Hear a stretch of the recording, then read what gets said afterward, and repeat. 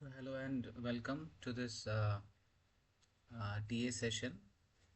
Let me introduce myself again. My name is Mohammad Tehseen, and I'm a TA for this course on physics of materials, which is being organized and conducted by NPTEL. Uh, and the concerned faculty for this course is Professor Pratap Haridas from IITM. So this is the second TA session. The first TA session was conducted last week, in which we discussed mostly, that was an introductory session, and we introduced the subject, and we discussed the importance of knowing the physics of materials um, for various engineering, research, and other purposes. So today we would, and then we also, in the previous lecture, we also, let's actually go back.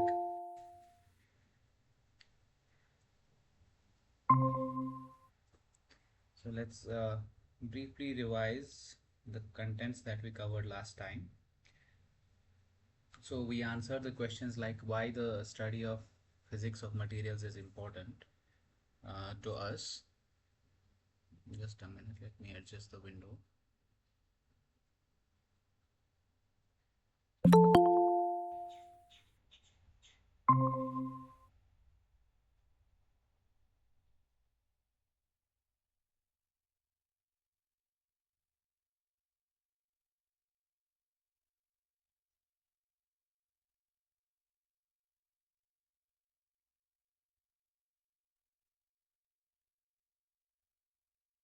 This is much better. So I am just going over a brief recap of the things that we discussed last week. So we answered, the first question that we answered was why study the physics of materials. So the reason is because it allows us to understand the origin of properties of materials. And once we know these properties, then we are in a position to differentiate different materials, classify different materials, and use different materials for different kind of applications. Okay. So then we took the example. We said that the knowledge of physics of materials is equally important for people who are working in industries on very applications on very uh, applicative side of things, where we need immediate solutions to things, as is it equally important for someone who is into research and people who are trying to design new materials, understand the material behavior, and then based on that understanding design or formulate strategies to discover new materials, right? So then we took example of shape memory alloys, and we discussed the how the shape memory effect is being exhibited by some materials, and how it was discovered, and how the understanding of this material has really pushed its application into various fields like robotics or biomedical industries, and so on. So then we also briefly looked at different classes of properties that are exhibited by materials. So materials could have mechanical properties, they could have thermal properties, electrical properties, optical properties, or magnetic properties. So these are the different classes of properties that are exhibited by materials. And uh, in mechanical properties, we so we discussed that it's not the load and the displacement which characterize the material, because these the load amount of load and amount of displacement, it is dependent upon the shape and size of the body, but it really does not tell us something about the material of the body. Okay. So if we, instead of load, if we take stress, and instead of displacement, if we talk about deformation or strain, these are the quantities that quantify the material for us. Okay, so they originate from the material behavior, and any if we know any description of the stress or strain of a material, especially the relationship between them, then that property corresponds to the material itself, irrespective of the shape or size of the sample. So then we looked at different types of mechanical behaviors, which is evident from the stress strain curves of these plots. We see that for brittle materials, we had a stress strain curve of this, which is shown in red color. So it does not show much strain, and if we try to strain it more and more, it will just fracture. So this cross represents the fracture point. And if we take a ductile material, on the other hand, we see that the we do not need considerably large stresses to induce large strains. Okay, the material flows easily, and that's like this is the property which enables us to make these materials into long wires and all. So the fracture point is occurs at a much higher strain as compared to the brittle materials, right? And then we had a more complicated behavior. We looked at a more complicated behavior of something like a steel, uh, in which we have different in which we have a more complex stress strain relationship. Okay, the stress initially increases as we increase the strain, and then we see some phenomena here, which is indicated by this jagged line, a zigzag line, and this is actually the yielding phenomena. Okay. And after this, we see the material again starts to develop more stress as we increase the strain up to some maximum point, which is called the ultimate tensile strength. And then after that, the material fractures at a higher value of strain. Okay. So this is what we did last time. It was a brief recap. So we investigated a little bit the mechanical properties of mostly solids. Okay. So this week, I want to start off with thermal properties. Okay, thermal properties. So I think we are going to write the name of the course in every session. So the name of the course is Physics of Materials.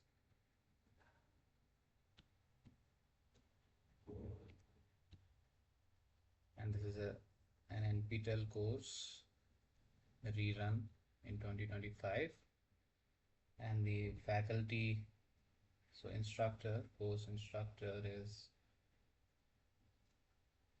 Professor Pratap,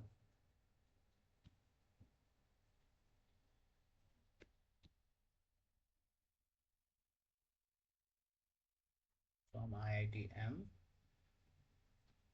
and I am the TA for this course. My name is Mohammad Tehseen, and I am doing my PhD at IIC Bangalore. Okay, so today we will look at the thermal properties of materials, and in particular I want to discuss one thermal property, which is uh, thermal properties of materials.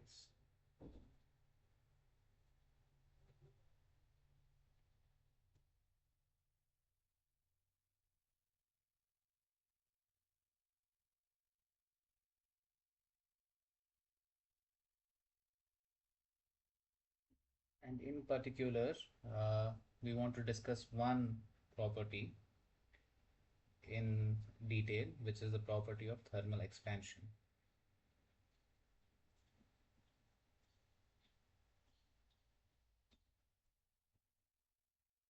So this property of thermal expansion, it's a kind of phenomena that we encounter maybe in our daily lives as well, and it has a lot of interesting applications as well, both in engineering and other fields. Okay, so this thermal expansion is not like the word expansion. Thermal, okay, we understand it has something to do with temperature, and expansion again is a mechanical property.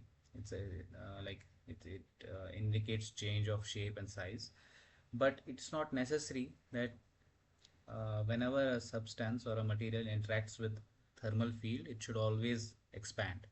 There are materials which contract as well. Okay, so this thermal expansion, generally when we say thermal expansion, we are referring to both of these behaviors. It could be thermal expansion as well as thermal contraction. So mostly if we look at metals show thermal expansion.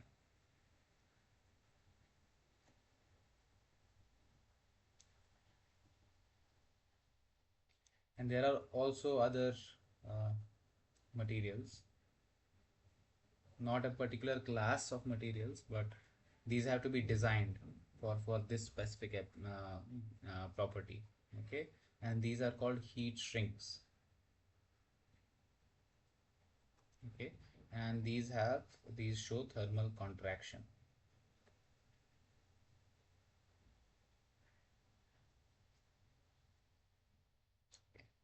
So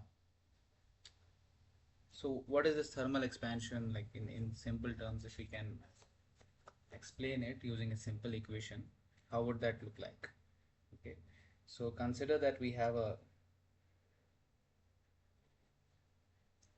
bar made of metal.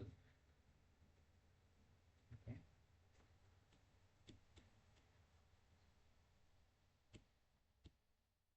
and let's say this is a metallic sample. Okay, metallic,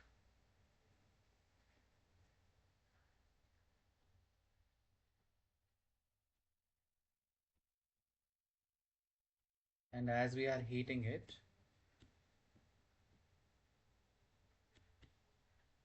let's say it expands,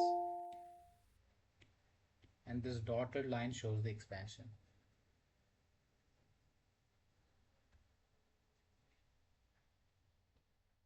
So if originally the length of this metallic rod was L, and this expansion is delta L.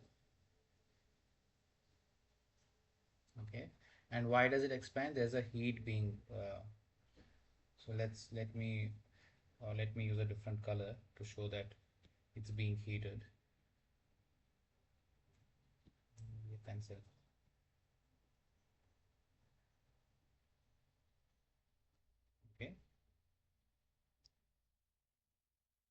I'll write Q here, indicating that we are applying heat to this sample, due to which its temperature will change, and as its temperature changes we see that it expands. Okay, it's a general observation that we see in metals. So then we can like a constitutive relationship. What does that mean? A constitutive relationship means which relates the cause and effect. Okay, so the cause is we are heating it, and the effect is that it's getting elongated. So if we can write both of these, this relationship in one equation, that equation we call as constitutive equation. So in this case, the constitutive equation is written as this.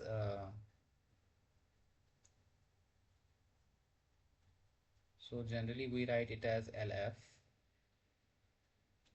is equal to 1 plus alpha delta T times LO. And let's rename this as LO, which just says that this is the original length, and LF represents the final length. So this is the constitutive equation where let's write these things. LO is the original length,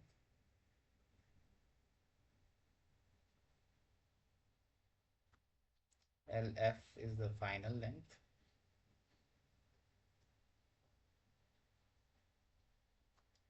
and alpha is called the coefficient of thermal expansion.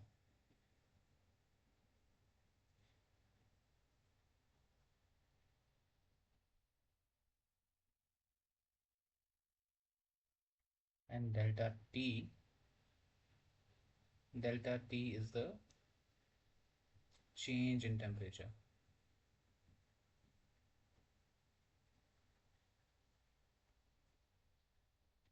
Okay, and now realize that if this alpha is positive, this value alpha, if it's positive, then the final length LF will be greater than the initial length, and because this factor will be positive, okay, and the overall factor will be greater than 1. But if this alpha is negative, then the final length will be lesser than the initial length. Okay, so alpha positive and alpha negative.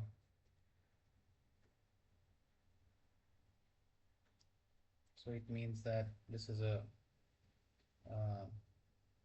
expansion. Here we will see expansion, and here we will see contraction. So this is a very basic model, simple model for describing this kind of a behavior, and we can have applications based on this. For example, if there are materials which have different values of alpha, right? So if we have materials with different values of alpha, can we combine them to produce a very nice application? And this can be done. So the first application of these dissimilar alpha, the first application would be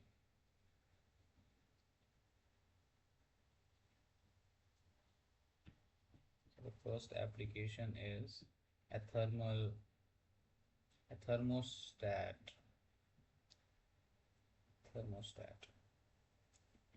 What's a thermostat?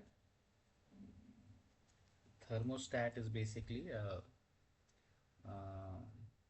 thermally controlled actuator. It's a switch which works on the basis of temperature difference. So how does that work? For example, we have a material A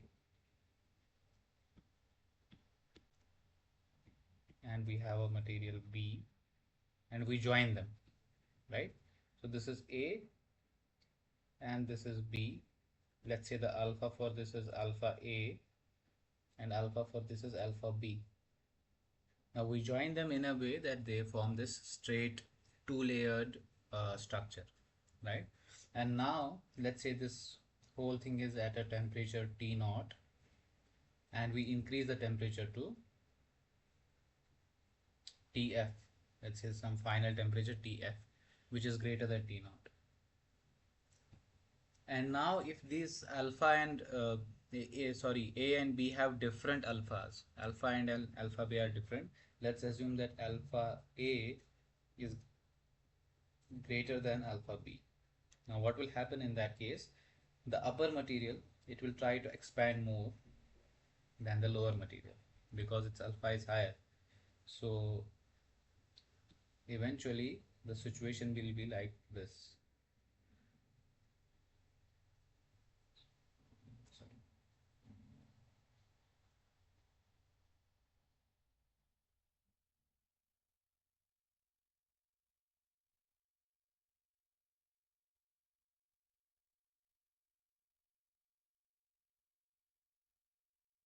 Something like this, okay, where this is A and this is B. So basically the material with the lower value of alpha, it tries to constrain the material with a large value of alpha, and that produces some mechanical effect, right? So if this is the reference line, then we see that there is some offset here, right? And this can be used as a switching mechanism. Say we increase the temperature, switching mechanism. Or for example, we have some heating appliance like a geyser or let's say some hot air blower, and once the fuse of that or the body itself reaches a particular temperature, we can have this kind of an assembly to basically cut off the circuit so that the system doesn't overheat, right? So this would be one application of a thermo of a um, an application designed on the basis of thermal expansion. And second, which are called thermosets, it's one more application, thermoset or a heat shrink as we called it before. What does this do? It has the inverse effect, okay? Once you heat it, it will just reduce in size, it will contract or shrink. And where is this used? For example, we have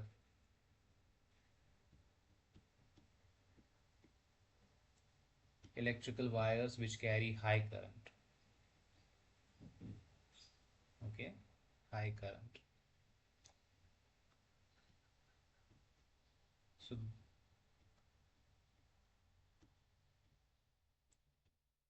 these wires are generally these are laid underground, okay, and suppose there's a repair needed at some site, maybe due to some uh, uh, due to some cause there's a breakage in that wire, okay, it just breaks. Now we need to repair it. So in those situations, what we do is we take this heat shrink and we take a collar shaped, right? So this is just like wrapping something. It's of a cylindrical shape, and you basically you first introduce this collar, cylindrical collar, right? It covers the whole wire.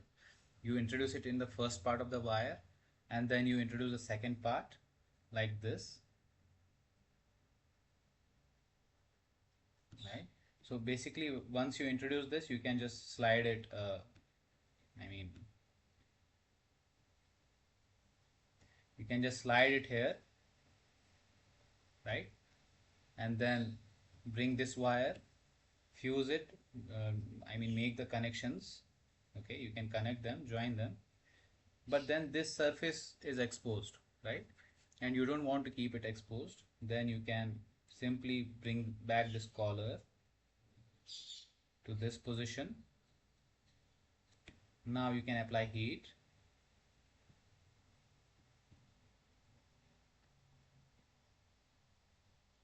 Q, and it will shrink, right? It shrinks and it fits to this the surface of these wires, okay, and that way it provides an insulation cover to these high current carrying wires. So this is one application of a heat shrink. So now we want to ask a more fundamental question. Okay, this was a very crude model, uh, but how does, for example, in some crystalline material, how does this, what actually happens in the interior of the material that causes this uh, length to increase, that causes the uh, or decrease? Basically, what happens at the atomic level inside the material? Because in this model, when we this was a very, this is a constitutive relationship based on macroscopic observation. Okay, here we are not talking about any atomic structure or what's happening inside the material, but our course is about that. We have to inquire what's happening inside the material that's causing this effect, right? So so let's take an example of a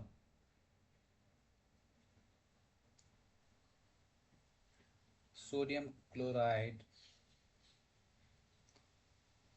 lattice. Okay, and by lattice I mean that there's a perfect atomic arrangement. There's an atomic arrangement which gives this crystal a particular structure, and that is called a lattice. Okay, so how does this, how can we, just a minute, some people want to join.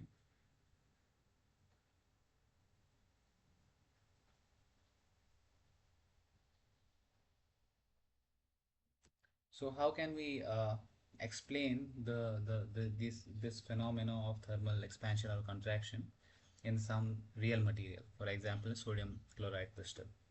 So first we observe that in a sodium chloride crystal,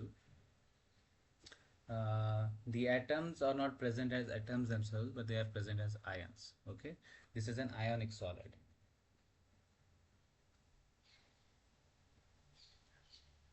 That is the first observation. So what does that mean? It means that sodium is not present as sodium, but it will be present as Na plus ion. And similarly, chlorine will not be present as a chlorine atom, but it will be present as a chlorine negative ion. Okay, and this is how the I mean these this assembly is, this assembly of sodium and chloride ions which form the crystal. Uh, it is actually these ions which go into building that crystal. So so there are multiple things happening here. Okay, there are some electronic effects involved, and let's see what actually happens if we want to create an ion out of a neutral atom. Okay, so for sodium atom,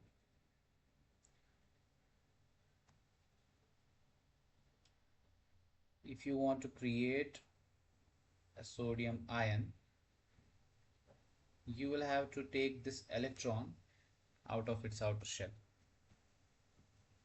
right? And that requires some energy.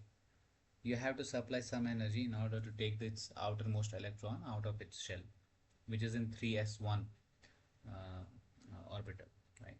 So if you take this electron out, you need to supply some energy, and that's called the ionization energy.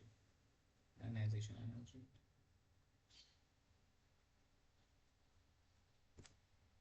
And it's for this single atom, it's of the order of 5.4 electron volts. Okay, and since this energy is being given to the system, the energy of the whole system is going up because we are introducing energy externally. So we will give it a positive sign just to indicate that the energy is being supplied to the system. And similarly, we have chlorine atom, and if we want to create it into a chlorine ion, right? So it has to, okay, let me write the other way, that in order to create this positive ion, you have to take this electron out of the neutral sodium atom. And similarly, if you want to create a chlorine negative ion, you have to add an electron to this neutral chlorine atom.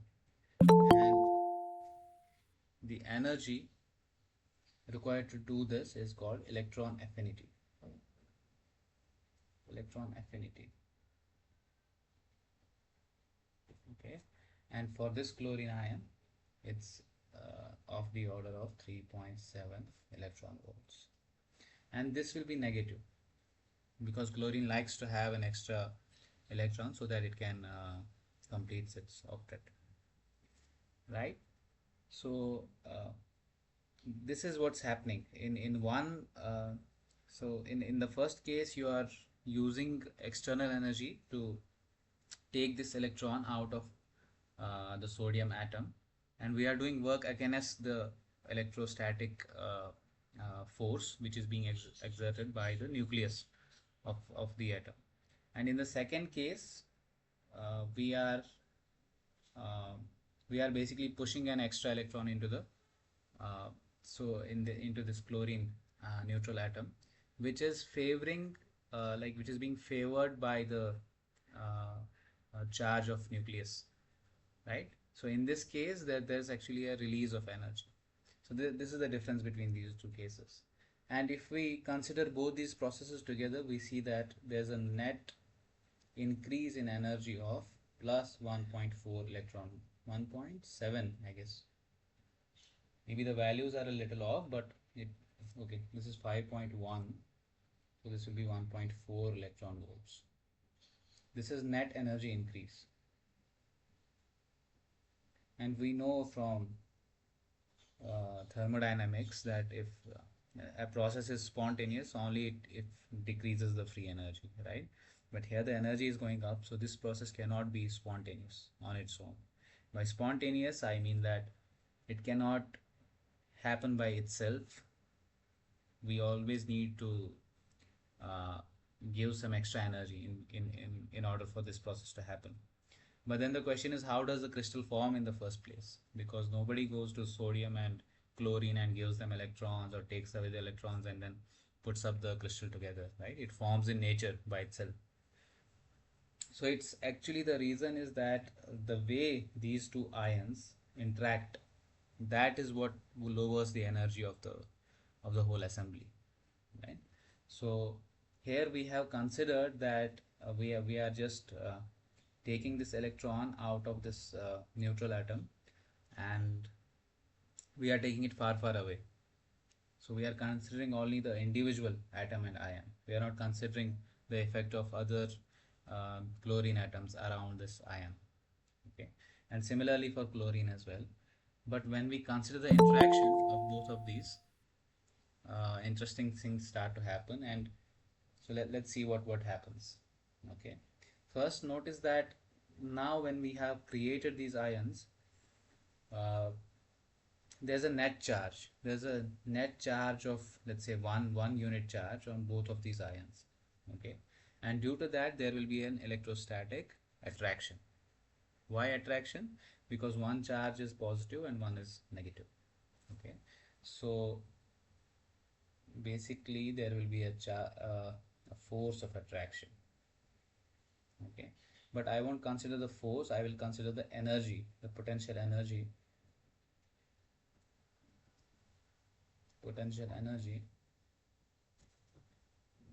due to charges. Okay, and if we recall from class 12, we know that force is given by k q1 q2, sorry, the potential energy divided by 4 pi epsilon naught r, right? If I take r square, then it becomes a field. No, it becomes a force, right? If I take r square. But when I take r, it becomes potential energy of the whole system. Okay.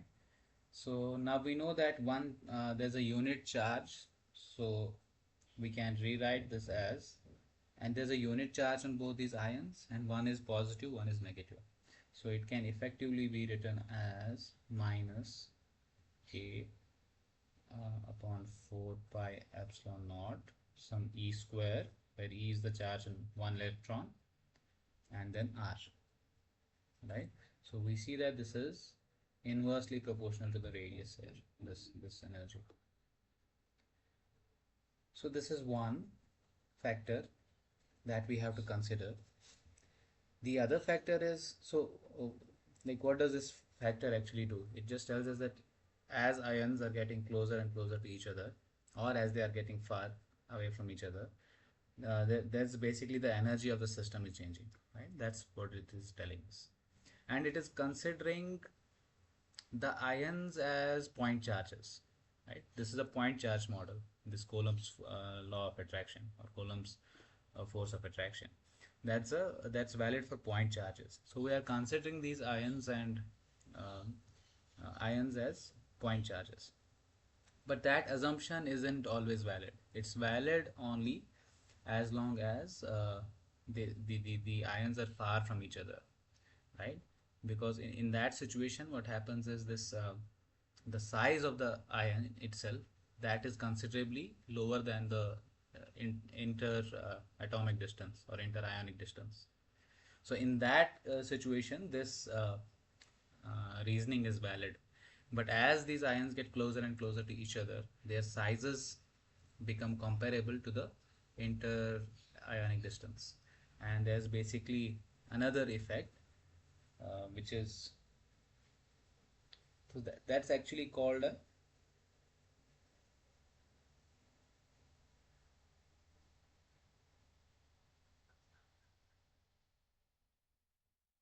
quantum repulsion. Okay, and what does that, so this is basically a it looks like a tough term, but it's nothing. It just says that the electrons present in both of these ions, now they start to interact. Okay, and they basically repel each other, and due to that repulsion there's one more force that we need to consider. And it has been shown that that force is given by this expression, B upon R to the power n. Okay, so these are all empirical models. So now we have to consider these two forces as well when we are talking about how the interaction happens between in the whole crystal, right? So now if we start to put everything together, what we see is that the total potential energy, now total potential energy, it will be equal to this term here plus this term here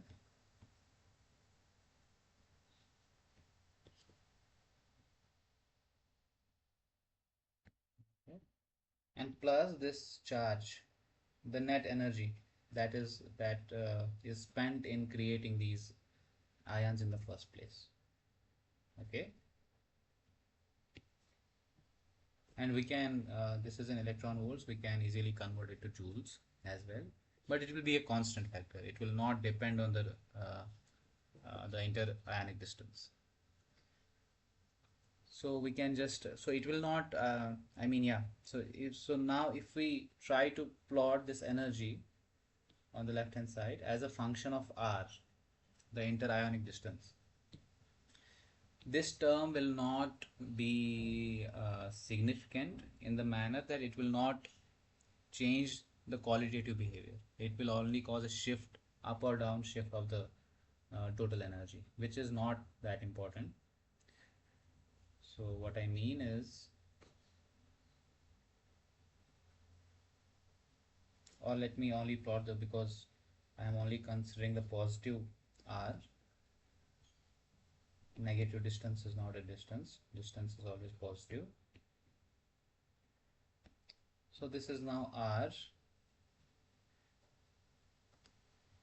Okay, and here I am plotting energy.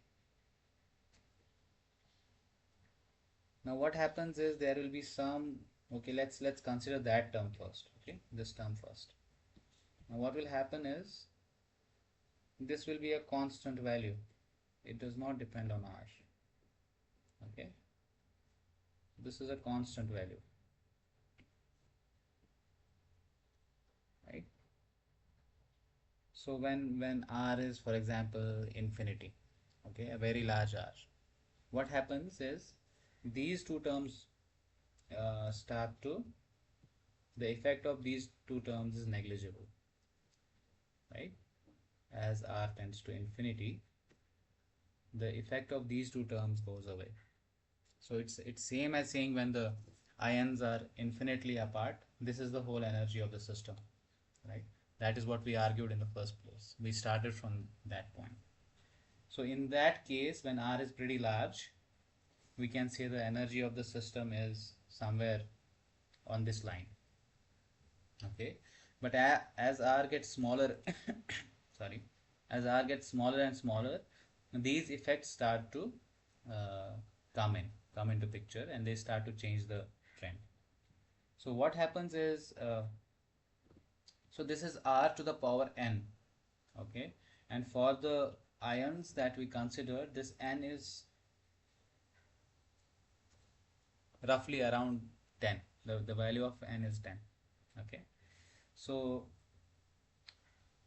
we see that there's a, on one hand there's a dependence on 1 by r factor, and in the second term there's a dependence on 1 by r to the power 10 factor.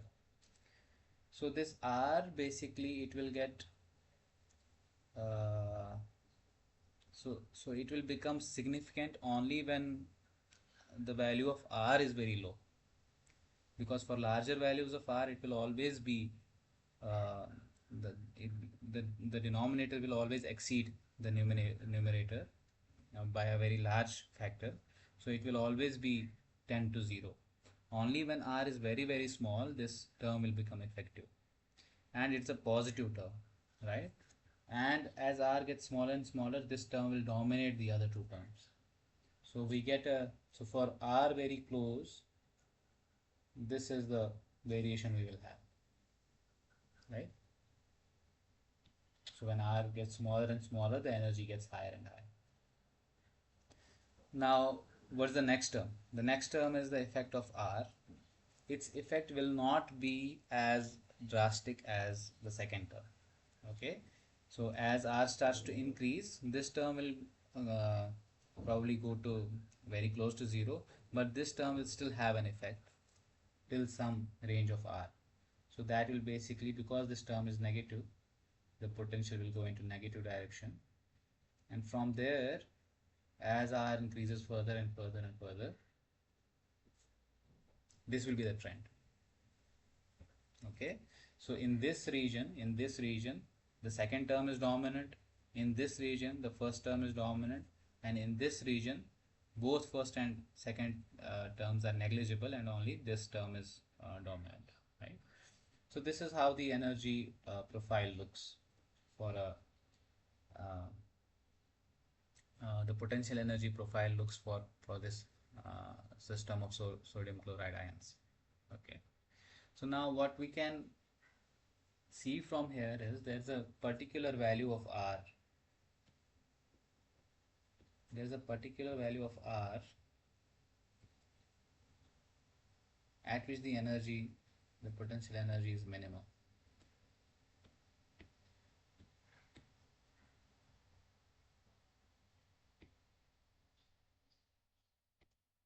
Okay, so let's say this is some R naught, and the energy corresponding to that is E naught.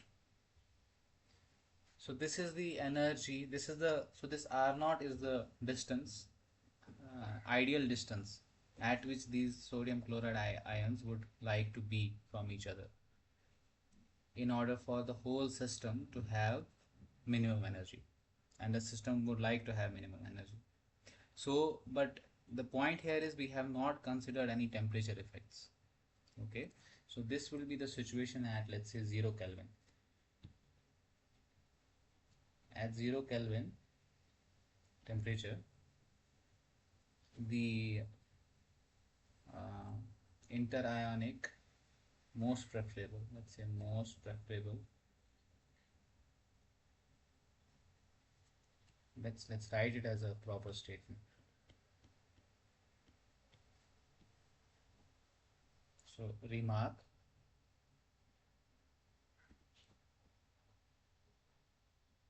at 0 Kelvin,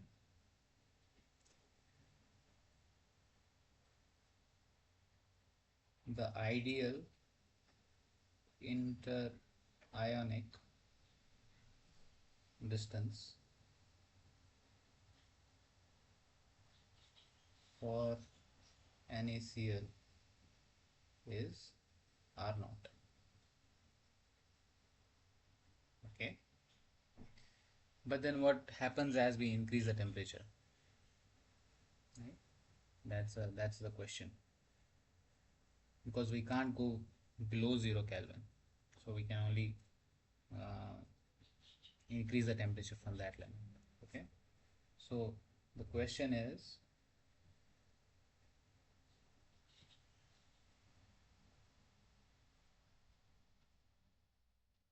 what happens as temperature increases?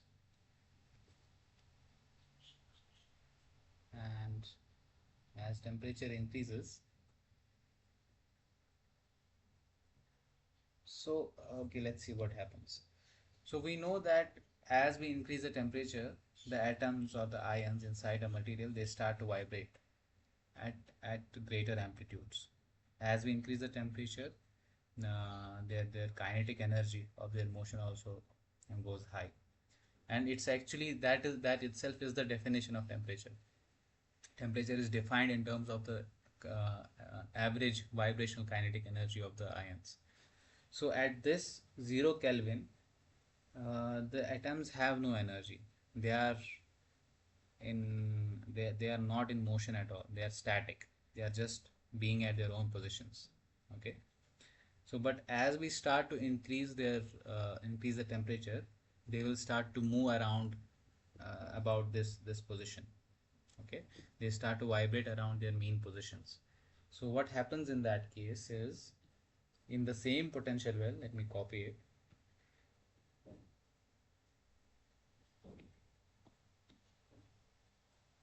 The energy will increase, right?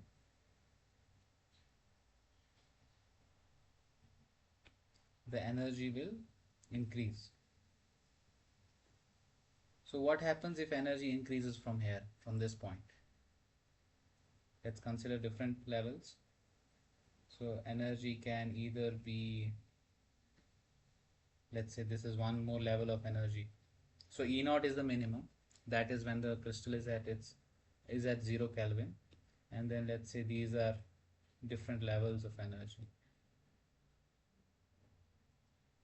Okay, and let's call this some E1, E2, E3, such that E1 is less than E2 is less than E3, and everything is less than E naught.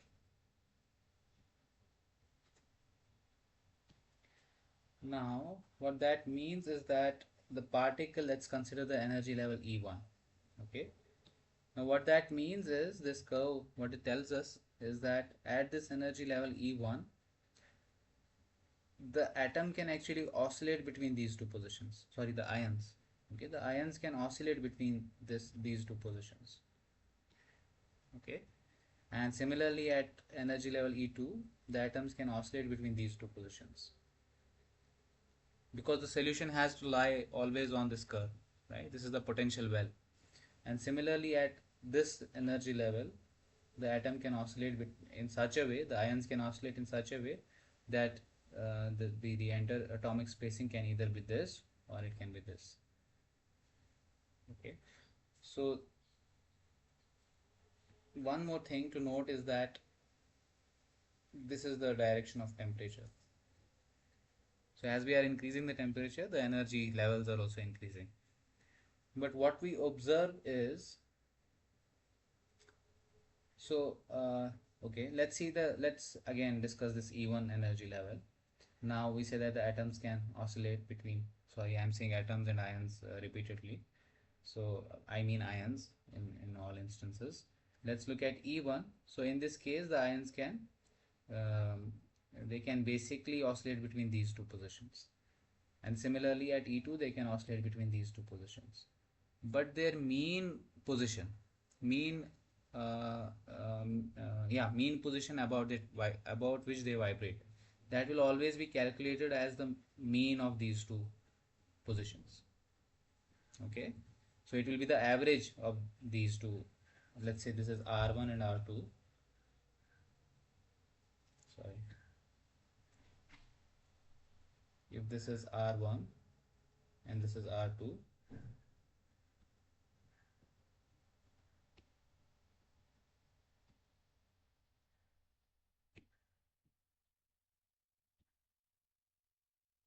this is R1 and this is R2.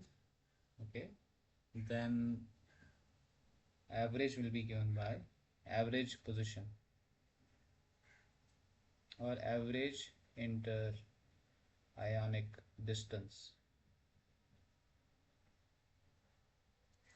that is given by R1 plus R2 by 2.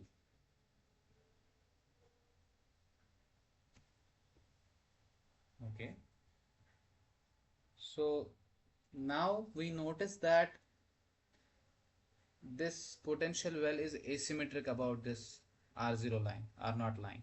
Okay, it's not symmetric. On one end it's going pretty steep, it's going high steeply, but on the other end, on the right side, the variation is not that steep. Okay, the variation here, the slope, it gradually increases. So what is going to happen to the mean of these 2 points? It's gradually going to shift to this end as we go higher and higher in temperature. The mean is going to shift to this region. Okay, so the mean is going to be greater than R0, right? So let's write it as a remark. As T increases,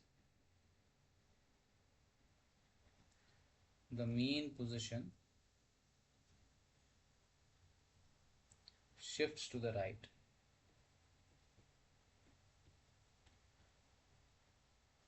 Shifts to the right. And this is input on, like I'm talking of NaCl when I'm saying this.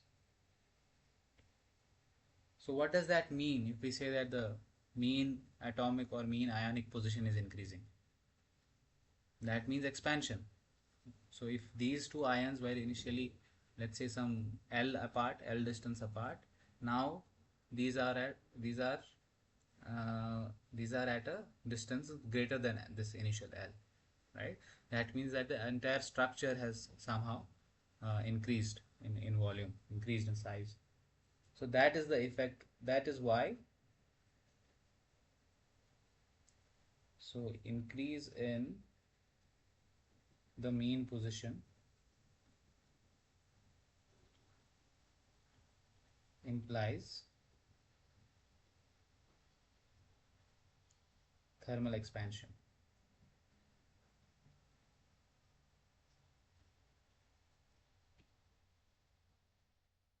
So we have successfully related the property of thermal expansion to basically atomic behavior, ionic behavior, right? So this is the physics behind what we initially saw in that simple bar experiment. That was a very crude model based on observations, but this one is based on reasoning, right? We don't observe that how Na loses its ion and chlorine gains one electron, and then as they start interacting, the energy decreases. These are all physics based arguments, right? These are based on electrostatics. These are based on how particles move in their potentials, right? So these physical arguments now provide a theory for how that thermal expansion happens. And based on this theory, now we can argue what should happen if can there be a situation where there is no thermal expansion? So we heat a material, but there is no expansion. Okay, and that will happen Okay, let me redraw it.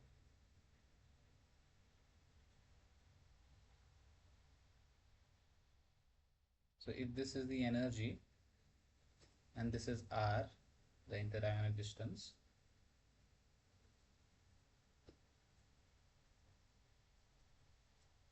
and we saw that for ionic crystals, okay, for ionic crystals the variation is something like this, okay, and that is why this asymmetry that we see in this curve, that this part is shallower than, like the slope here is lesser than the slope here, that is what causes the gradual shift to this side.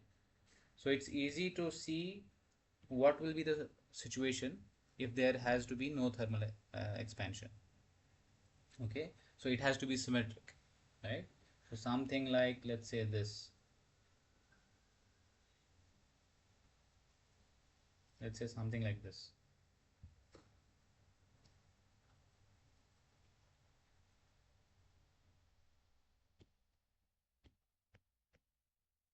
right?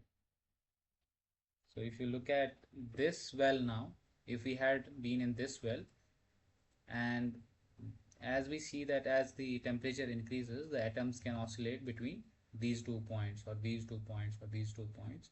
But in every case, we see that because the well is symmetric, the mean position will always lie on this line here, this value of R. So it will never actually, uh, the lattice will never see an expansion, thermal expansion, okay, and the average position will remain the same no matter how much amount of heat you put in. And again, so what should be the reason, what should be the situation if there has to be a negative thermal expansion, if there has to be a heat contraction? So the opposite thing has to happen, right? Now that means that something like this must happen, right? That is the only situation where we can have a, the mean position can shift to the left as we increase the temperature. But this does not happen. This is not physical. Okay, it is not physical. Why? Because we see that as R decreases, there's an R power 10 factor, which will cause this slope to be much higher than this slope. Okay, so this is non-physical, this condition, and this one to some degree it's attained by covalent solids. Okay, covalently bonded solids. It is the potential value is more symmetric in covalent solids than as compared to ionic solids.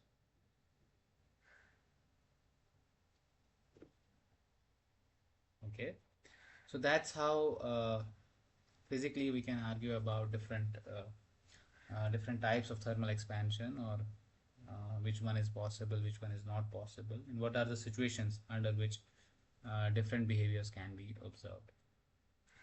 Okay, so that is yeah.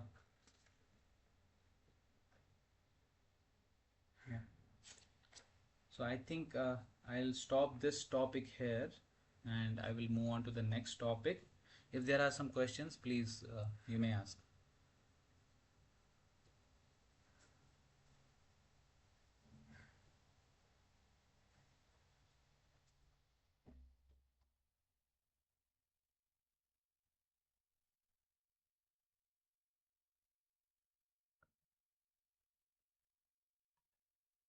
Shall we proceed?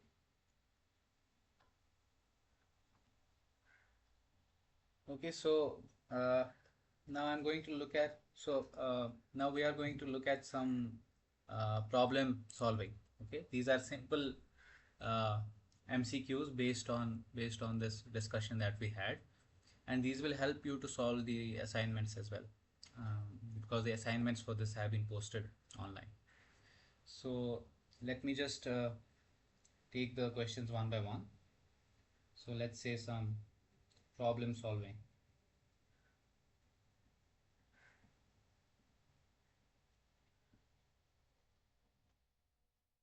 So let's take the first problem. Uh, okay,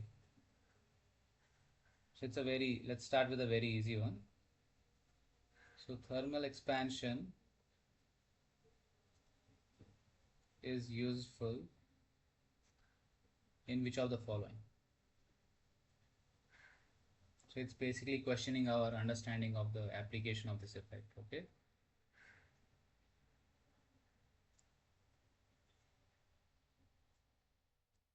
Option A, it's a bridge construction.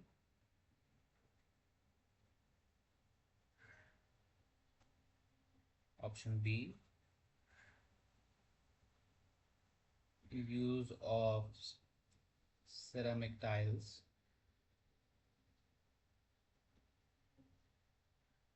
as heat shields on a spacecraft.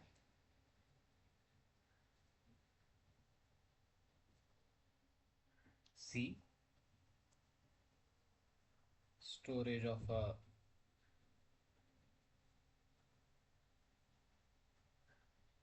liquid in a container as temperature increases.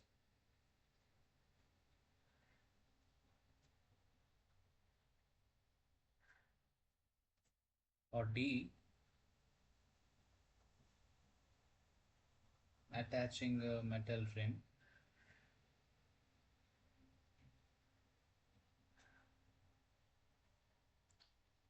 to a wooden wheel.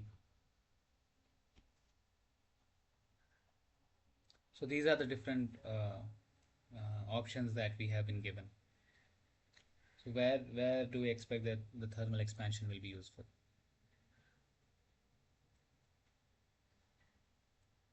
Does anyone want to attempt?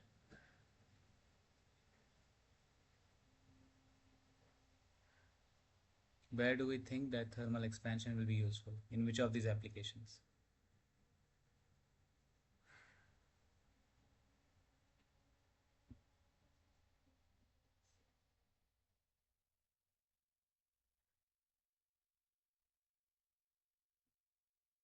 Okay, so if we look at all of these options, the correct option is D, attaching a metal rim to a wooden wheel. Now, how does that work? So if we, let's say we have a wooden wheel.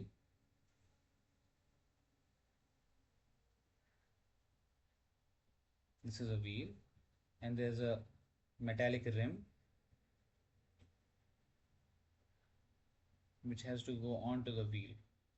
So rim means the outer covering, right? The circumferential covering of the wheel. So how this is done basically is we start with a rim which has the size of which is slightly smaller than the wheel size. Okay, so if so what we want is diameter of wheel should be slightly greater than diameter of rim.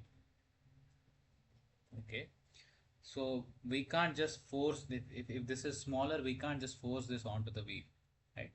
Because there will be I mean this is smaller in size, right? It cannot go onto the top of this wheel.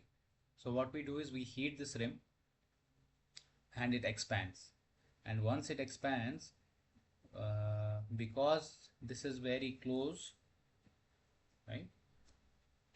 So we can also write the condition that the wheel and the rim size, they only differ, let's say this is very small, the difference of the diameters. So we choose this diameter of rim in such a way that when we heat it to some temperature, it basically becomes slightly larger than the wheel diameter. And once that happens, then we can easily place this rim on top of this wheel, and then we allow it to cool down. And once it cools down, it tries to go back to this size, but now there is wheel in place, right? So this basically forms a very tight junction between the wheel and the rim, right? So that's one application of thermal expansion. Now let's see another problem. So question 2.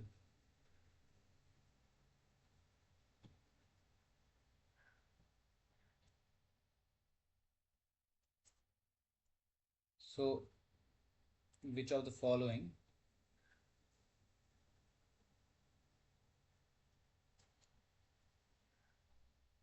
solids expands the most on heating?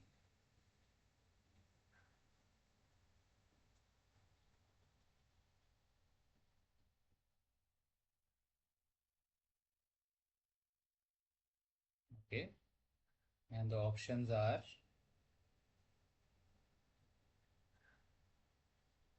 ionic solid, option 2 covalent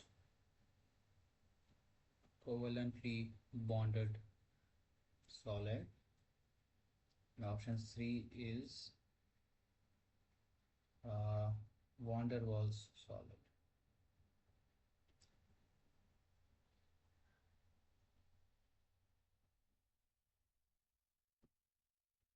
Okay, so this is now questioning the nature of different bonds that hold ions together or atoms together. So which of these would we expect that will expand the most when we heat them? Okay,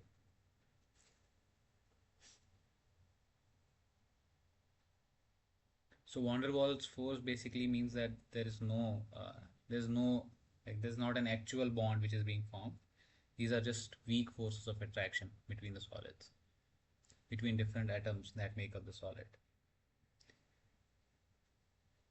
So in which of these situations do we expect that the solid will expand most when we heat it?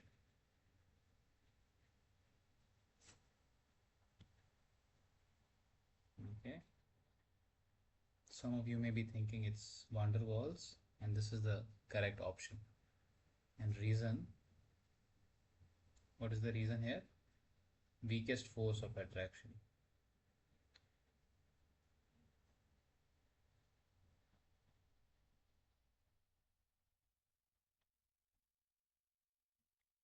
Okay, as compared to the other two. So we can also ask what kind of energy versus R variation would this have, a van der Waals solid. So the variation looks like this.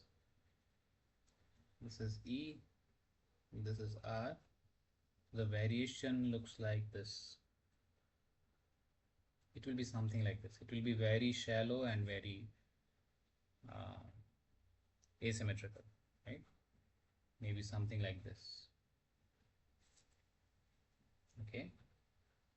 So the slope of this side will be very low, very small, so that the mean position gets to the increases faster and faster as the temperature increases. Okay, let's look at one more question.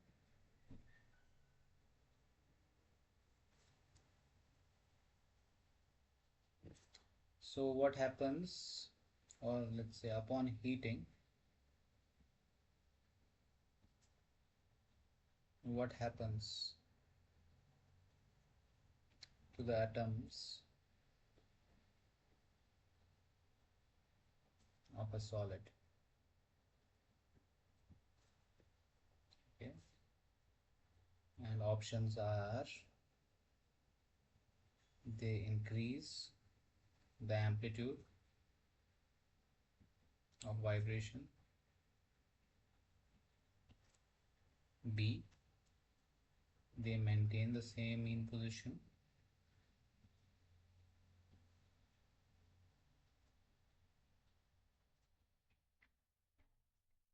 C, they decrease the mean position of vibration,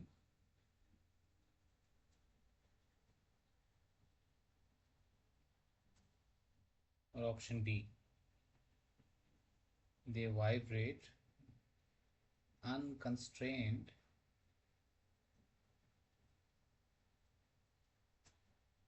by neighboring atoms.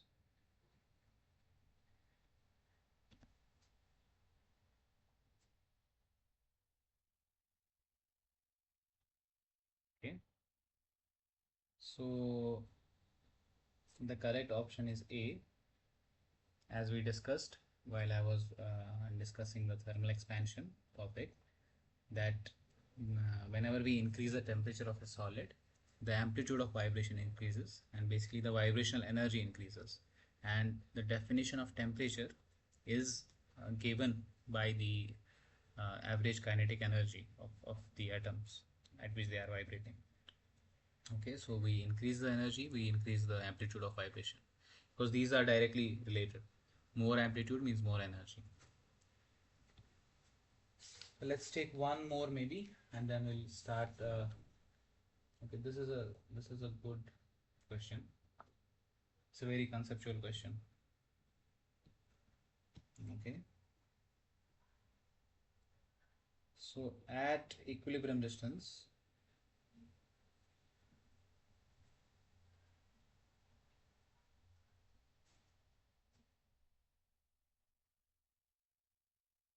between the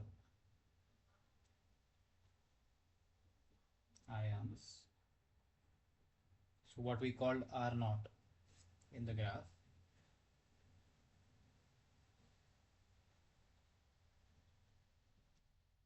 which of the following is true?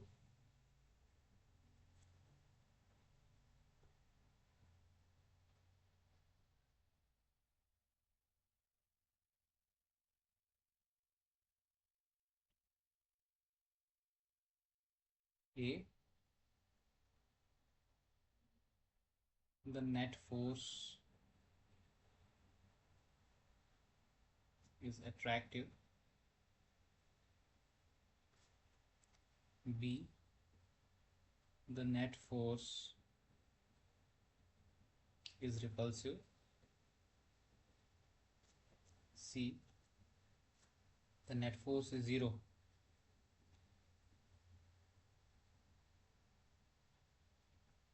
And D, none of the above.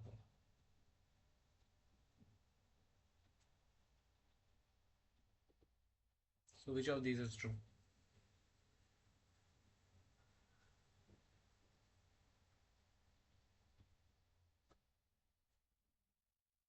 Okay.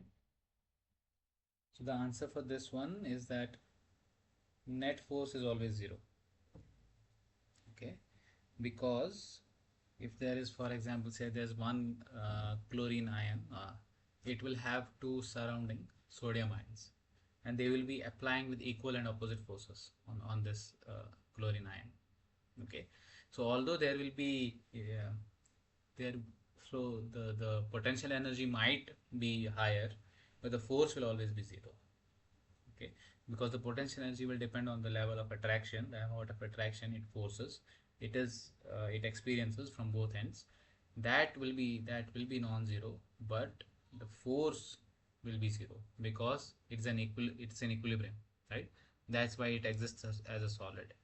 If there is a net force, then there is a net motion, and that's what Newton's law says, right? F is equal to ma.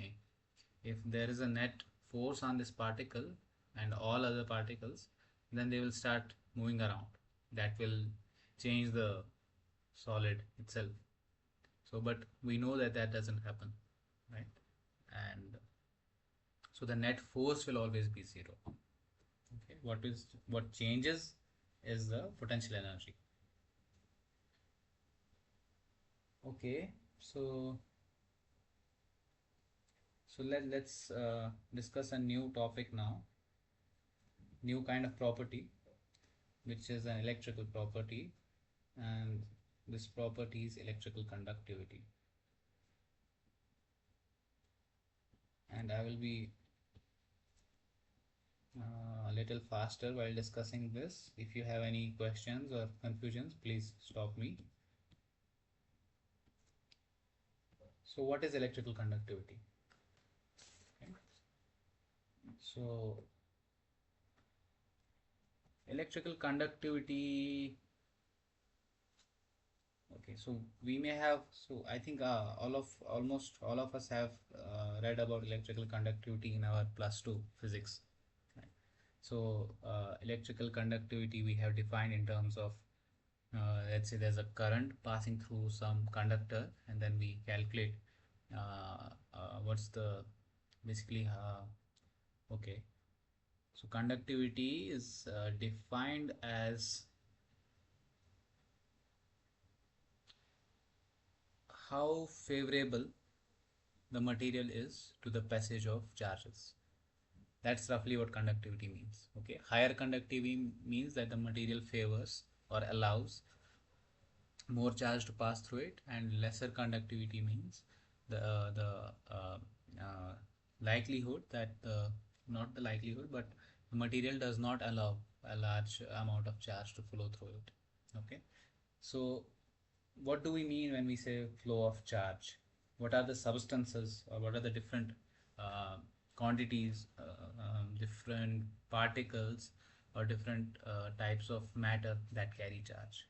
Okay, so the first of them is, and the most, the one we are most comfortable with, is the movement of electrons. That's how we define conductors. The conductors allow the motion of electrons through them, right? So this is a charge carrier, but this is not the only type of charge carrier. There are holes. These carry charge as well. And for example, in semiconductors, the contribution of this current, hole current, is quite substantial. And then there can also be ions. Okay, for example, batteries, or let's say battery electrolytes. Okay, they have ionic charges. The ions move in that electrolyte to conduct the charge. Okay, so can we have, okay, do all of these have to be independent, or can they coexist in any system? So they can actually coexist. And how that happens is, let's say there's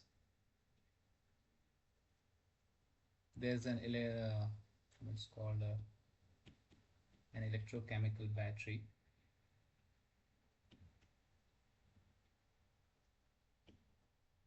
Okay, this is an electrochemical cell, and these are, let's say this is these two are electrodes. Let's mention them as, this is anode and this is cathode, and inside there's an electrolyte. Okay, and the circuit looks like this.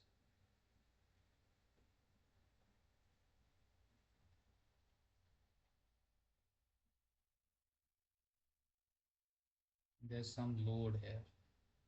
Okay, let's say a bulb.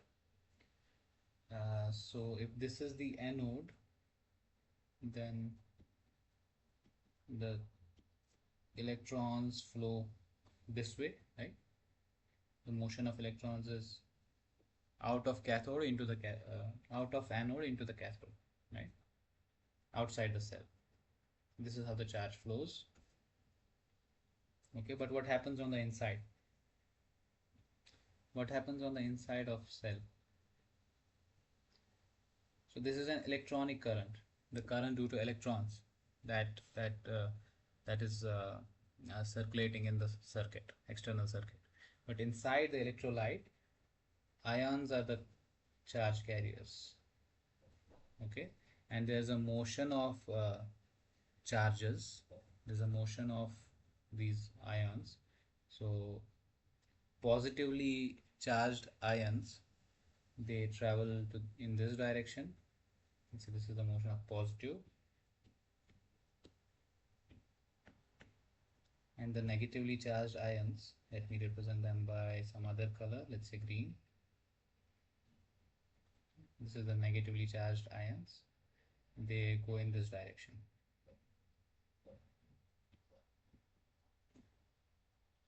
So this constitutes the current inside the electrolyte. Okay.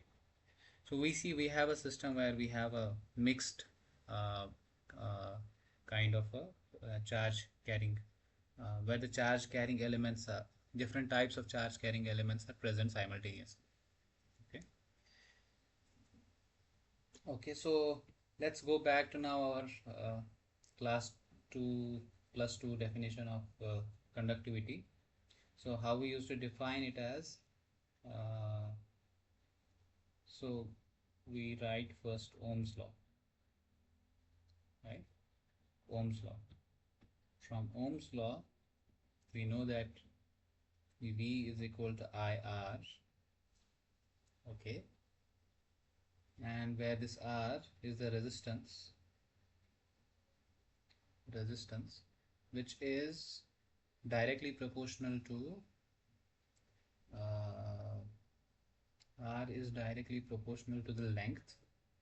So if we have more length of a conductor, greater the length, greater is the resistance to flow of that charge, right? Because it encounters more uh, uh, barriers on the way, which hinder its conduction. Okay, because if there's an electron, let's say electron is traveling across the conductor, if the length is more, in every unit length it will encounter some resistance to its flow, and that, so if the length is more, then the overall resistance also is more, and it's inversely proportional to the area of the conductor. So if cross-sectional area, so if the cross-sectional area is more, the resistance to flow of charge is less. Okay, and these are actually, this proportionality is removed by introducing a constant called rho, and this rho is called the conductivity or electrical conductivity. Sorry, this is called resistivity. Okay, and this is a property of the material, just like what we argued that uh, loads and displacements, they depend on the shape and size of the sample, but stresses and strains tell us more about the material property. Similarly, resistance depends on the length and area of the conductor, but resistivity is a material property, and we are interested in material properties. So rho will be given as R A by L. Then we define conductivity. Conductivity is defined as sigma equal to 1 over rho equal to L by RA. This is the definition of conductivity. Okay, and the units for conductivity are per ohm per meter. Okay, these are the units, and for resistivity, these are ohm meter. Okay, and this is sometimes also called Siemens, 1 Siemens. Okay, so that is the definition of conductivity. Now, how do we measure the, let's say, the conductivity of a sample? We have some conductor. Let's say we have some conductor. So let's now say measurement of conductivity. Measurement of conductivity.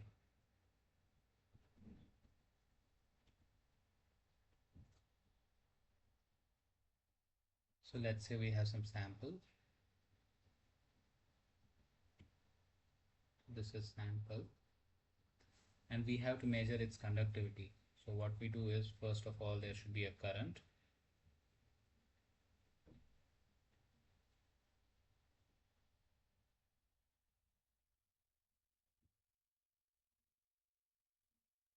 And where will the current come from? To have a current, we should have a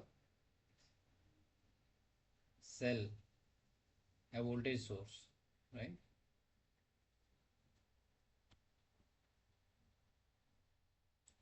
And let's put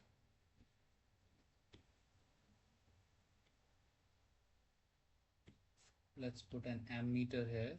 which measures the current through the circuit. This is positive, this is negative.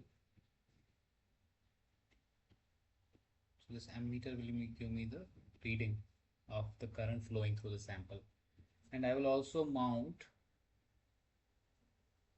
a voltmeter. Okay, to read of the voltage which is present across the sample. Now voltmeters are designed in such a way that they offer a high resistance path to current, which is to say that the current won't flow in this part of the circuit. There will be very little, very negligible current flowing through here, and almost all of the current will flow through this area. And this voltmeter will just read off the potential difference between these two ends. Okay, so what are the different when we say potential difference? So potential difference means there's a potential drop across 2 points. And what are the different contributions of this drop here? So let's take this point as, let's call this point X and let's call this point Y. So what are the different contributions? So if, let's see, so if we plot, let's say potential difference against distance, let's say this is again some kind of distance, and we have point X here, point Y here, and this is delta V, potential difference. Okay, so what are the different contributions to this potential difference? So let's arbitrarily say that the potential at point X is somewhere around here, this value. Okay, we shouldn't be saying delta V, we should be saying V, the potential. Okay, so and at a point V, now okay, so let's consider this part of the conductor, this part of the wire. Okay, because ultimately this is some conductor and it will have some resistivity. So as we let me take this whole thing and place it here. Okay, then Y will be somewhere around here.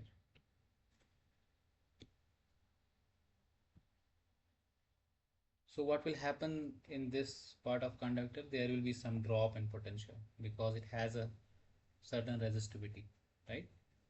And then what happens near on this interface is there's a contact, and at that contact there is again a drop of potential. This contact resistance comes into picture because there are two dissimilar conductors that are being touched with each other, right?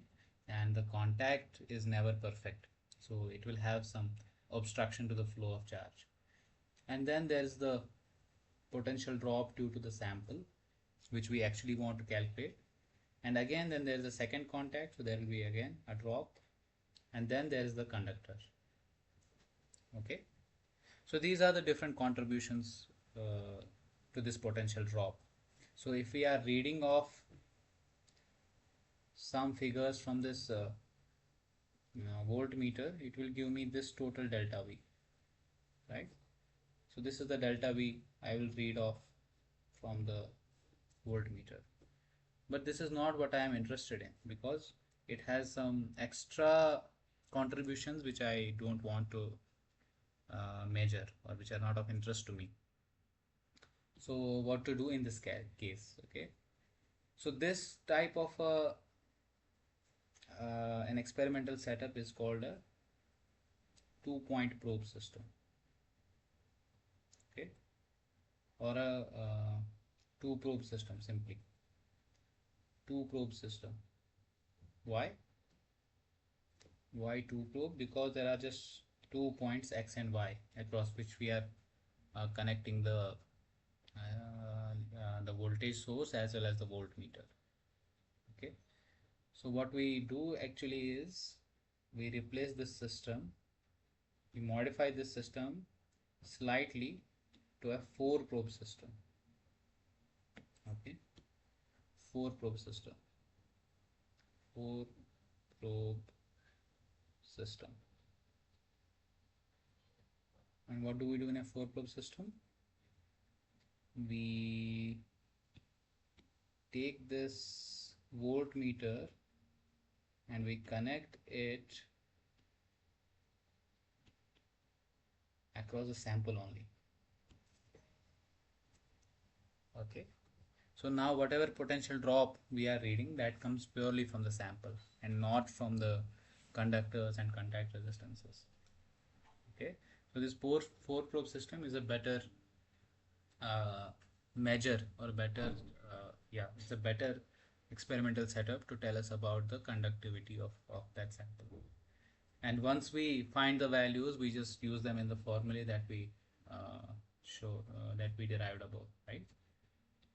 So we will know the, so basically we know, we have to know R, because once we have the sample, we know what its length is, area is. We just need to know R. And once, because we have R can be obtained from this Ohm's law, if we know voltage and current. So this is how we find uh, resistivity or conductivity of a sample. Now this was using a DC current, right? We can also use alternating current. Alternating current.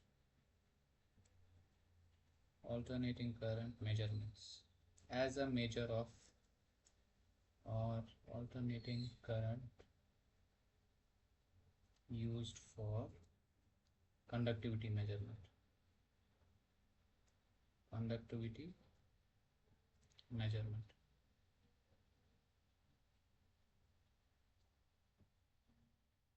Okay.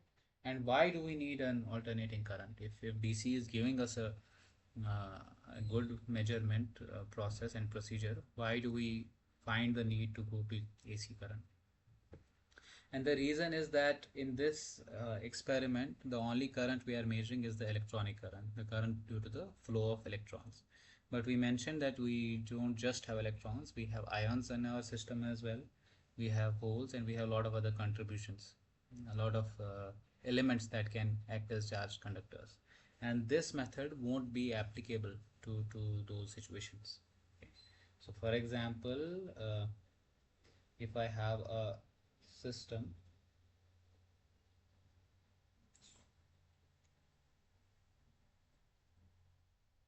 so I'm again applying a DC current, and let's say in this case I have an ionically conducting sample.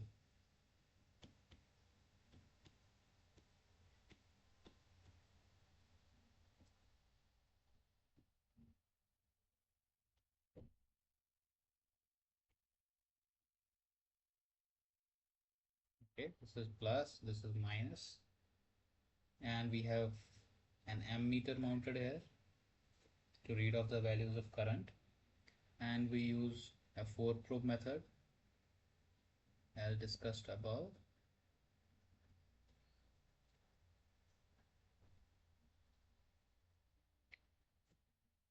So what will happen in this? So this is an ionic, sorry, yeah, ionically conducting. This is not an electronically conducting substance, but an ionically conducting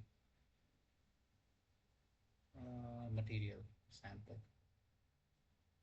So what will happen in this case is, as we connect it to this external circuit,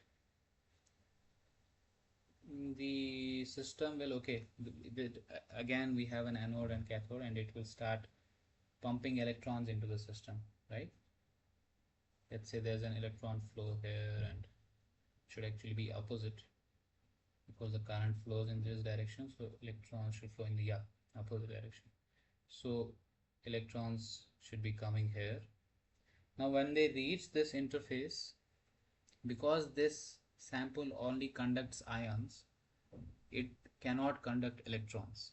Okay, and as a result there's a development of negative charge here. Okay, and similarly there will be a development of positive charge here, because there is no conduction. Okay, so it will turn into a capacitor as the time progresses. So we can't really read off uh, the values of current, because the current will immediately stop, right, as soon as the saturation happens. So why will the saturation happen? Because now there's a positive potential here, So all the negative ions inside, they will start to come here, and all the positive ions will start to accumulate here in such a way that the potential difference between inside the sample is equal to the potential difference of applied battery. So when that saturation happens, the current will stop immediately, and we can't read anything, and we can't basically make any progress. So what we do in this situation is we replace the DC source by an AC source, because the polarity of AC source keeps on changing, right? And this is how the AC source is represented in a circuit. So now we are supplying AC, and other things remain the same. But now we have to know how AC reacts to different elements in a circuit, right?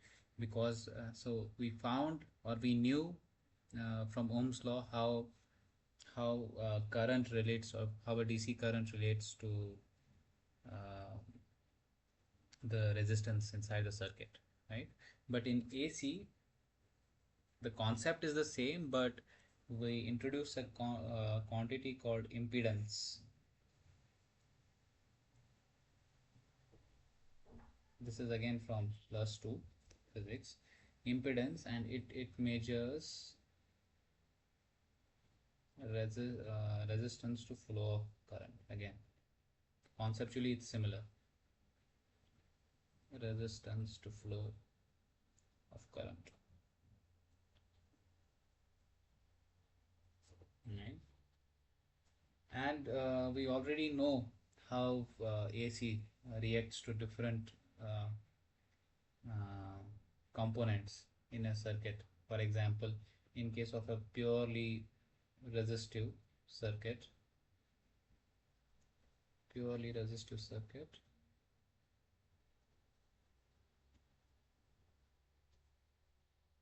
what happens is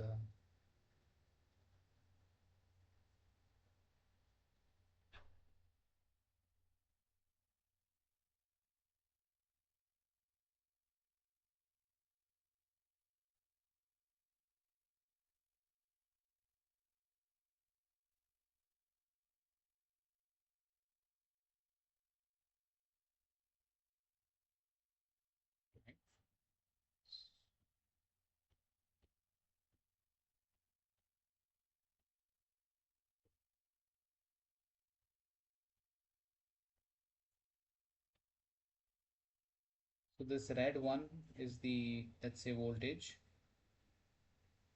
Let's say red represents voltage, and green is the current.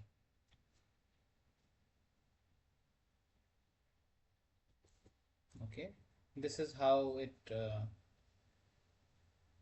and this is time.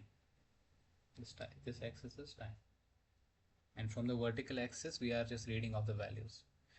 So this is what happens in a purely resistive circuit, that current and voltage are in phase, and their quantity magnitudes are of course different, but the phase is the same.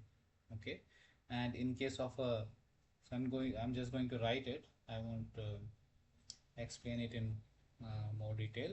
That in a capacitive circuit, and this is all discussed in the lecture videos, by the way.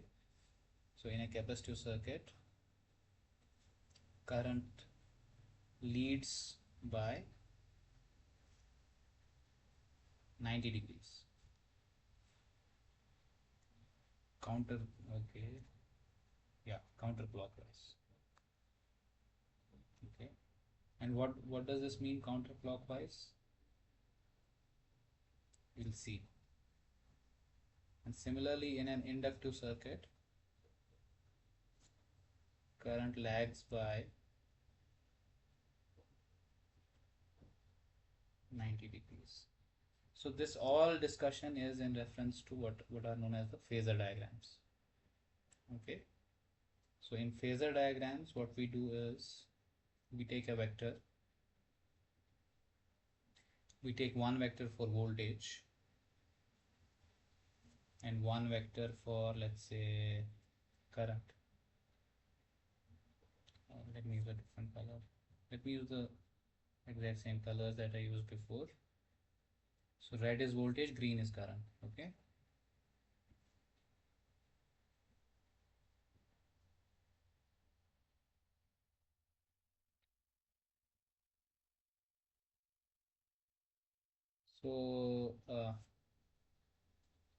So the magnitude of these vectors gives us the total maximum value, because these are now oscillating quantities. So modulus of this voltage vector gives us the peak value, and similarly the modulus of current, the absolute value of current, gives us the peak value of current. And the projection at any time, the projection of these vectors on y-axis, let me call a vertical axis,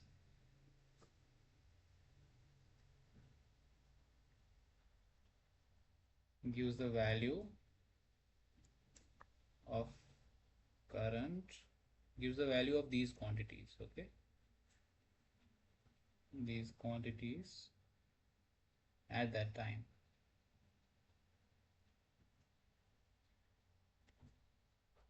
So what happens is, as time progresses, the current changes in the system like this, and the voltage changes in the system like this, and we represent them on this plot, which is called a phasor plot.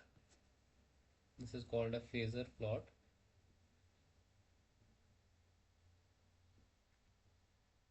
So we represent them on phasor plot by vectors which rotate. Okay, so these vectors rotate, and this is omega t. So as time progresses, these phasors rotate, and this is similar to the undulations that we see on the time axis. Now, okay, so this diagram is for a inductive circuit, because let's say this one is for an inductive circuit. Why? Because the current is lagging. Yeah, inductive circuit. Maybe I am just messing them around, probably confusing them with one another, but we can check it. So in a capacitive circuit,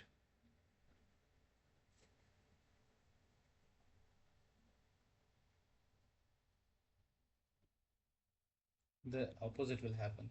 Okay, so this whole thing will be current, and it will be leading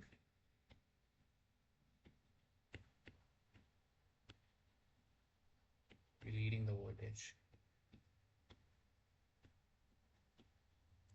And if the circuit is purely resistive, then both of these will be on the same line. Let's draw that too.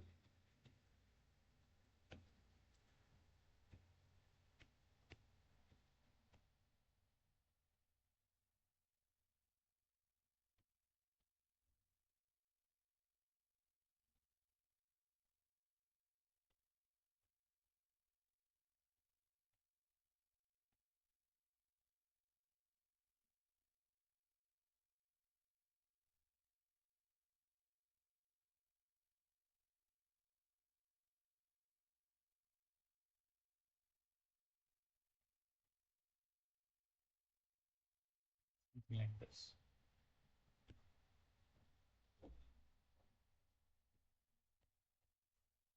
Okay, they are in phase with each other, and this is a purely resistive circuit.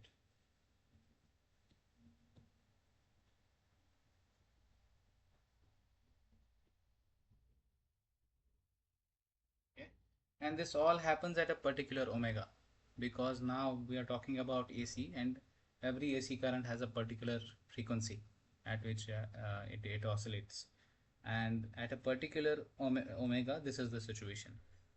But if we take a, let's say, a combination of these circuits, or if we have um, let's say resistive, inductive and capacitive, or any combination of these in a single circuit, then depending on the value of omega, different behaviors may emerge. Okay, and it's that different behavior that that we use to finally read off the material property, or that we use to measure the ionic conduction. So let's take one example. I'll simply take one example. Okay. So before that, we need to define some quantities. Okay, the quantity of impedance.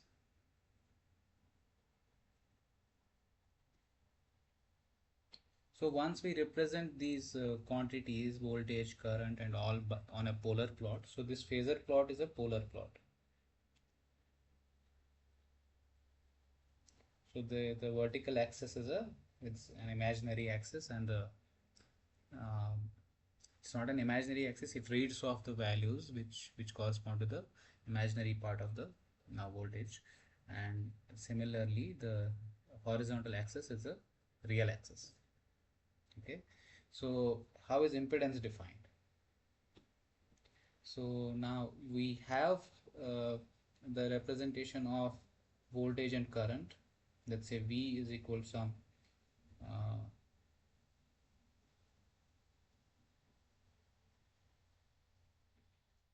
V real plus I times V imaginary.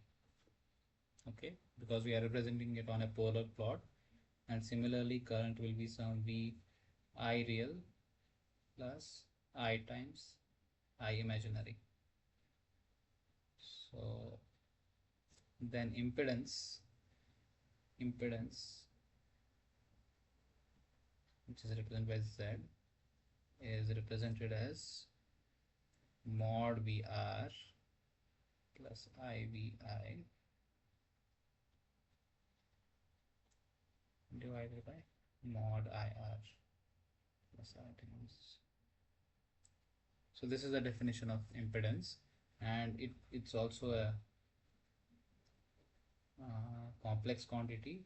So this will also be Z imaginary plus Z real plus I times Z imaginary.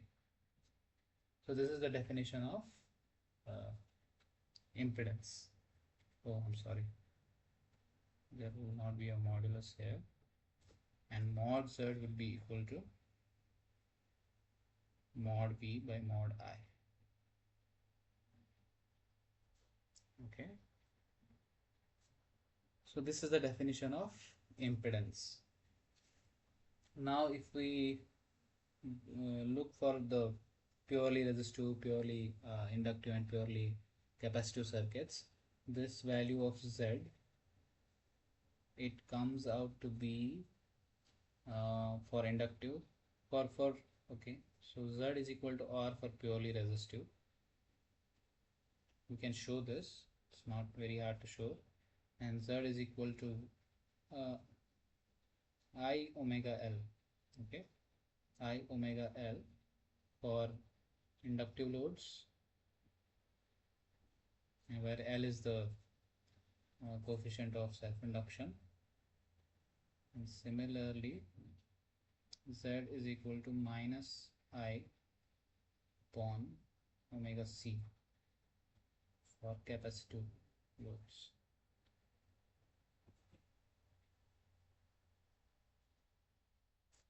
Okay, so what does that mean now? How can we represent it graphically?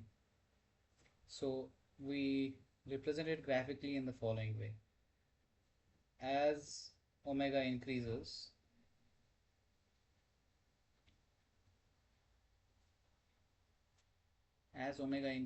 then we plot minus of Z imaginary against Z real. Okay, and this plot is called a Nyquist plot.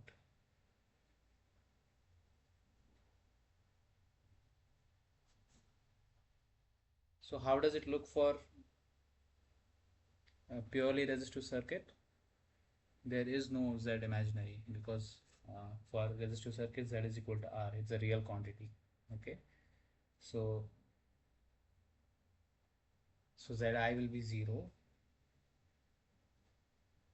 and Zr will be some value R. So this is a purely resistive circuit. Okay. There will be a particular value of. So what about an inductive load where it's I omega L? So we have to plot minus Z, right? So as omega increases, the value of Z will increase. But we are plotting minus Z, so minus Z will, the value of minus Z will decrease and it will go to minus infinity. So this will be for an inductive load. And now we have to represent it by an arrow to indicate the direction of increasing frequency. Okay, so this will be inductive.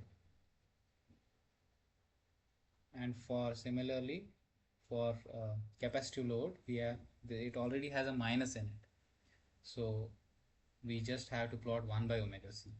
So as omega goes larger and larger, Z approaches 0. So the plot will actually look like this. So these are the Nyquist plots for inductive load, capacitive load, and a resistive load.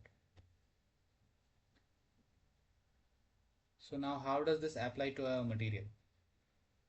Okay, because a material will in general have it will be a combination of inductive, resistive and other loads. So let's take one example. Okay, and this is what we do is we formulate models.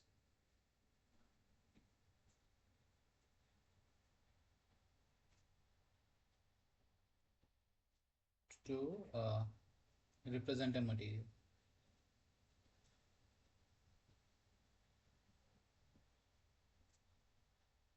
And try to fit the experimental data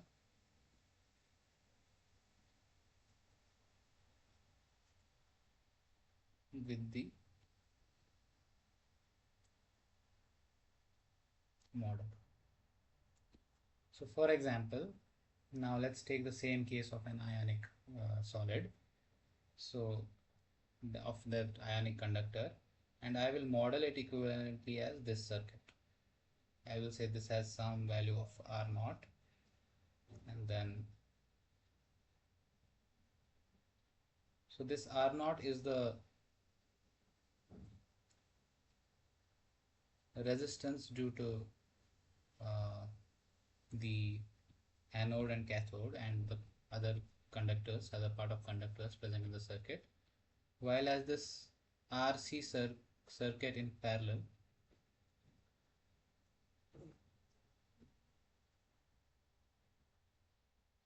okay, this models the, let's say this is C1 and R1 and this is R0.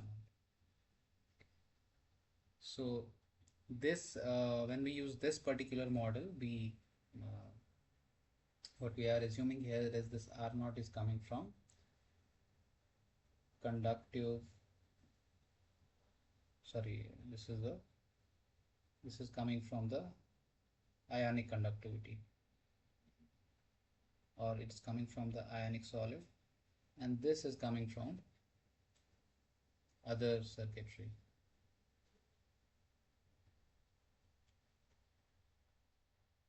Sorry. So this contribution is due to conduction of ions, ionic conductivity or resistivity, and this is coming from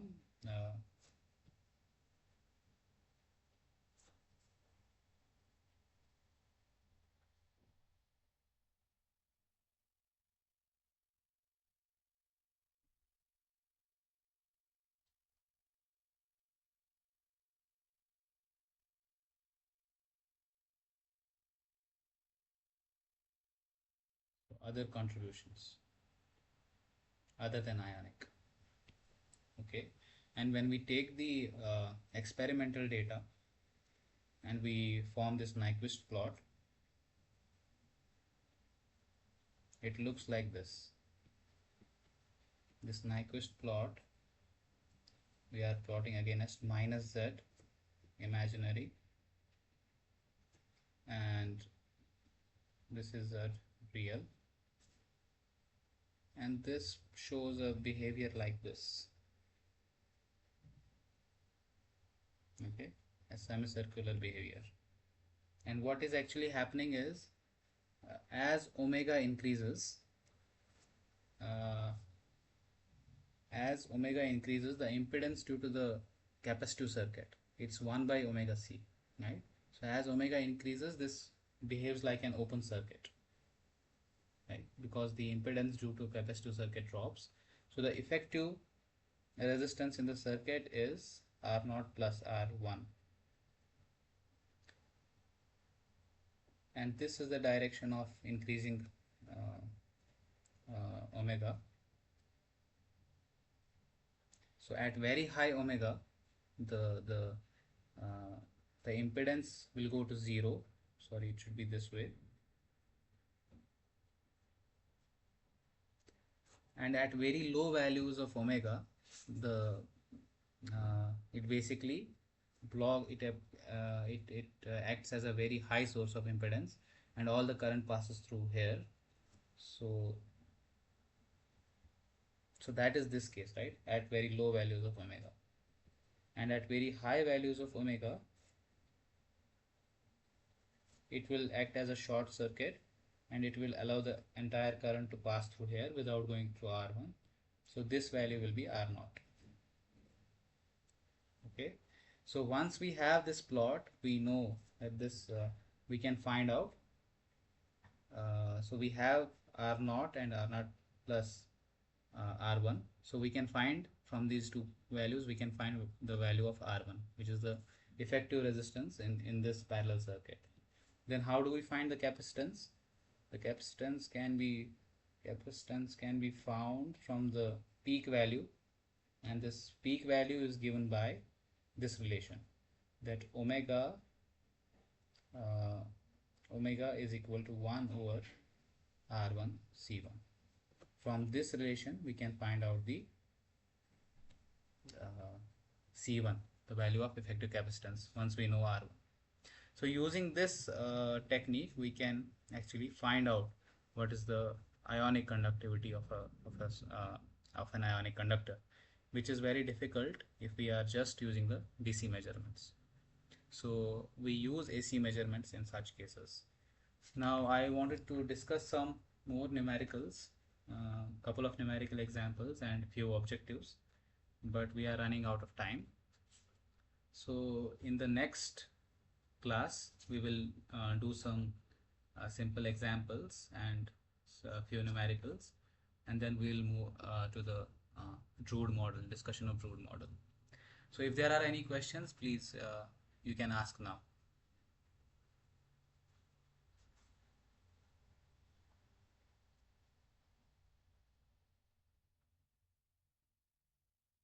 Or you can email your questions and queries to me anytime later as well. Okay, so I'll stop this session here, and I'll see you all in next TA session. Thank you.